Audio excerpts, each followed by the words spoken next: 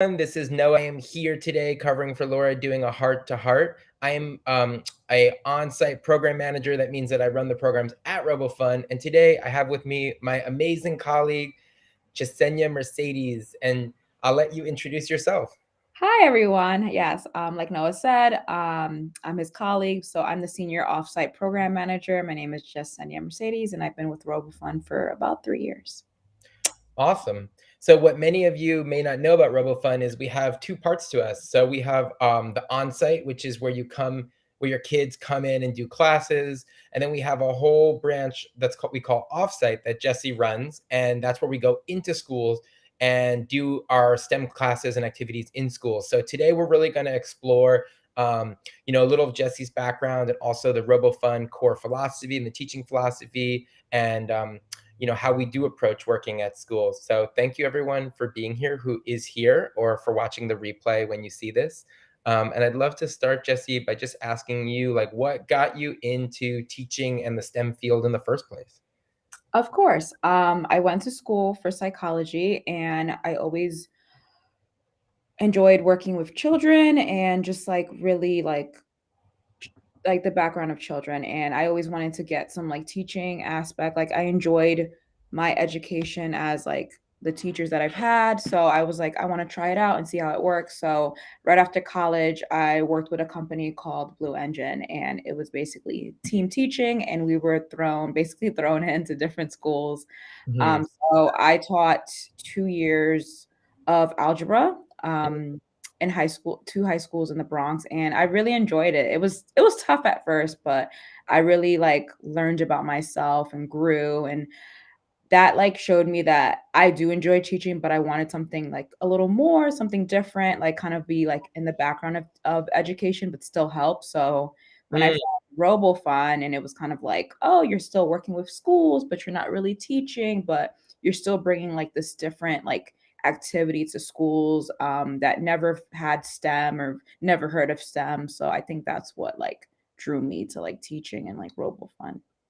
That's awesome. Yeah, like working with schools that don't have an opportunity to do STEM and bringing that. Can you share more about why that's important to you? Of course, of course. I mean, I was privileged enough to go to private school, and my parents worked really hard, but I've had like friends that went to different schools, and you can see like the difference between like neighborhoods and just like, material wise, how much a school has. And I just think it's important for every student should have the same opportunity and should have the exposure of STEM. It shouldn't be, particular group or a particular area. So I love like working with a school in like a different part of Brooklyn that like never had STEM before, and like even getting that feedback like, the kids never coded before and they're loving it, they're enjoying it. And I love getting that feedback, and even going in to do observations and seeing the kids like how excited they are, and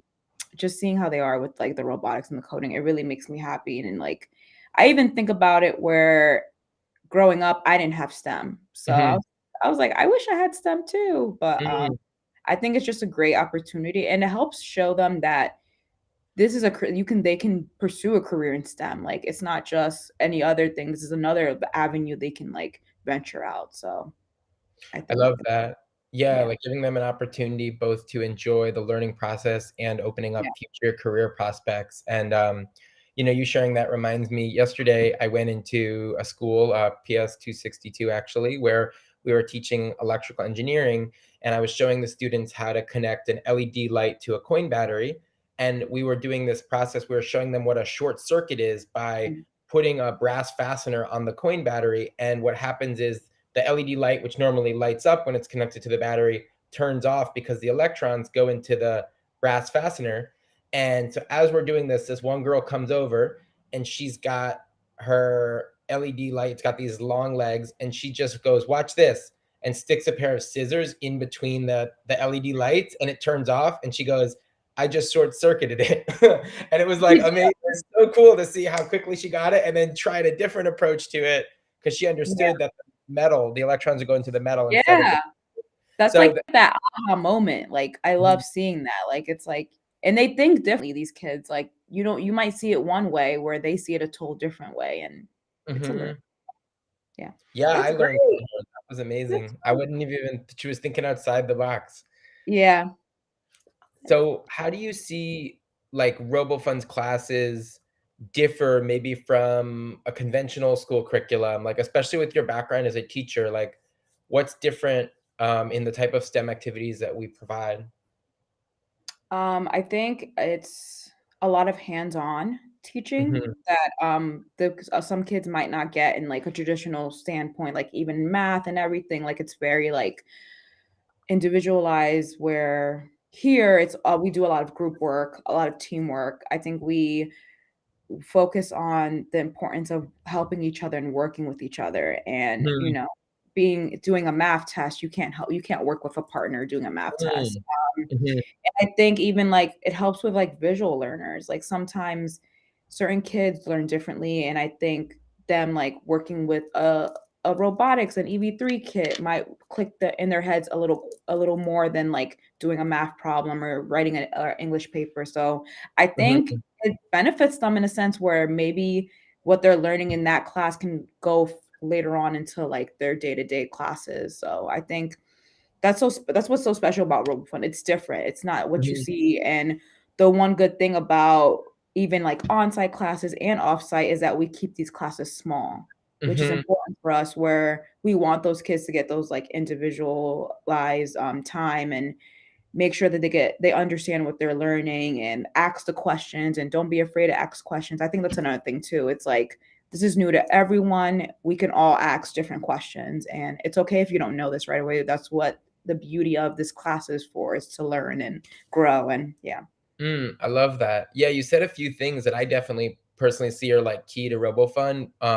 One is, like you shared, when a person is taking a math test, they're focused on that test by themselves, or they're focused on solving the problems themselves. Whereas when a student, like you were saying, is building a robot, they can have a partner, even 2 partners, and they're all building the robot together, right? Like, if the robot's finished, they're all thriving. They've all accomplished, Yeah, what they're out to do, and maybe one student, what we often find is one student will play to their strength and they'll find the right pieces and organize them. They've got that organizational intelligence. Another will build and another will program. We try to have them all switch, as you know, I'm yeah, sure, but still, yeah, it is cool to see how their strengths come together. And then also, you said something, hands-on, right? I think yeah, that's important, that the students actually get to feel and touch and break apart, because studies even show this, that that is the most effective way to learn, that you're engaging all senses, right? um, so that's really great, Jesse. And I'm curious, how do you see, just to add it, how do you see, like, creativity combining with STEM in RoboFun classes? of course. I think the what's neat about RoboFun is that we do have a curriculum that we share with our teachers, and but we always encourage them to like make it their own. So I've seen situations where like for coding, for a scratch coding game, if they're doing a collectible game, they'll be like, "Hey, do you guys like different sports?" And like the kids can get really, really, really creative with like, "Oh, I like basketball, so I'm gonna have my person collect different basketball." Or like another student like, "Oh, I like ice cream, so I'm gonna make my little like ice cream truck collect ice cream cones." So I think it's like we have it where we have a set curriculum, but I think it's where we can switch out things and like make it useful for our students. And if they're interested in something, we can do it this way. So I think that's the beauty of it, making it more creative. And even like a lot of our class, like I teach in Staten Island, and one thing that I do for my pre-robotics classes is that like I leave a little bit of time at the end. If it's like if they had a great class and they got a lot done, like I leave like maybe 10 minutes for free building, and that like helps the juices going. Where like they're like, "Oh, I built this like rocket ship. I want to add this to my project like next week," and I'm like, "Yes, like add it to your project. Like we don't care." Like so, I think that's what it is. It's like they kind of like, of course they're children, but we kind of allow them to be and feel like children with the Legos and like coding and stuff. I love that. Yeah, it adds that fun element to it, Yeah, where even though they're learning and doing things that are educational, it has that fun flavor, because everybody loves Legos. We all know when you build one, even adults, like, if you're an adult watching this, like, go build a Lego, you'll feel so proud of yourself, I right? agree. I It agree. it really is a confidence booster. So a lot of our robotics classes, for those who don't know, use Lego in combination with computer parts to to create programmable Lego robots. So that is really awesome. And what I'm also hearing, Jesse, which I think is so valuable for students, is it's not about getting the answer right, right? Like it really is a learning experience where, the more mistakes, the better in a way, because the more, they learn from each mistake. And it's a very low pressure environment. I mean, in an after school STEM class, there's no grades, right? And that allows for the students to experiment and have fun in a way they may not always be able to. Of course. I 100% agree. I mean, even when I taught math, I did this thing where like we had groups, and I take this into Robofun now as I teach and like talk Mhm. to do observations and view my different mentors and give them advice and grows and glows. But even when I was first teaching, I learned like as I was doing a math problem in front of the students, I like made a mistake and the kids like would be like, "Oh, miss, you made a mistake." And I'm like, "Oh," and I learned it as a teaching technique. I was like, "Oh, I did it by I was like, I did it by actually on purpose." And I was like, "Where?" And I was like, "Here's the marker." I was like, "Where's the mistake?" And like, and like I think it's important that it's okay to show the kids like it's okay to make mistakes and Mhm. like what are solutions to help. Like if Mhm. and like in my Staten Island class, one of the kids had an issue finding a piece, and I'm like, "Hey, it's okay. You put in the wrong piece. What's the solution? What we're gonna do?" So I think that's important where we make mistakes, but not to get super frustrated where life happens. We're here. I'm here to help. We have like solutions like to think it through. So I love that. Well, we're coming to a close here, and I just have one final question for you, Jesse, which is, what would you say is your best memory at a school? It could be either teaching or interacting with the staff at a school in your managerial position. What's a great memory or the best memory you have? wow. I have a lot. I have a lot. So this is like, let me see. I think Let me see. I think I went to an observation. I always try to conduct two different observations, one in like the first couple of weeks and then one towards the end. And then it was a particular school in Brooklyn. I'm not remember. I think it was actually based as Brooklyn, now that I remember. And I was trying to conduct my second observation, and it was actually the last class. So it was like the showcase. There were so many parents. I didn't, like, realize how many like, every student had, like, their parent there, and, like, they were taking photos, and, like, they were just raving on how much they loved it, and I was just like, "This is it. This is what this is for," and, like, the kids really enjoyed it. Like, some of the kids were like, "I don't wanna break apart my project. I wanna keep it," and I'm like, "Oh." So, I think that was, like, the moment where it was like, "This is why I love doing this," and, like, having kids, like, exposed to STEM. It's it just made me happy.